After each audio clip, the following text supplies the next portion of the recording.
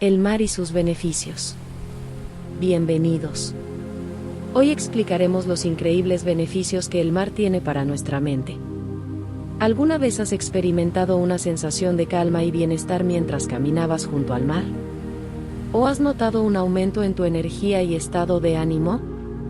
El mar ha sido objeto de estudio en relación con su impacto en nuestra mente. Los investigadores han concluido que su vastedad provoca un estado de fascinación y conmueve profundamente nuestra alma. Básicamente, el efecto relajante del mar se debe a que le da una especie de descanso a nuestro cerebro de la sobreestimulación.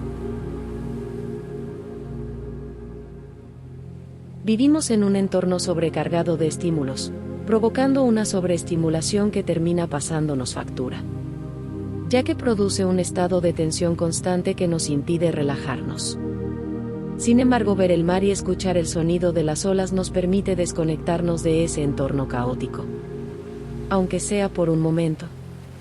De hecho, el movimiento del mar y su inmensidad tienen un efecto casi hipnótico, el cual genera esa sensación de tranquilidad y bienestar que nos permite sobrecargar nuestra energía. Por otro lado, su color azul favorece la respiración y contribuye a bajar la tensión arterial. Según la cromoterapia, el color azul no solo tiene un efecto relajante, es más, diversos estudios llegan a concluir que puede mejorar nuestra salud física y psicológica. Tampoco podemos olvidar su sonido. Cuando un sonido es constante y repetitivo, hace que nos concentremos en él más fácilmente, porque se aumenta la proporción de neurotransmisores en el cerebro.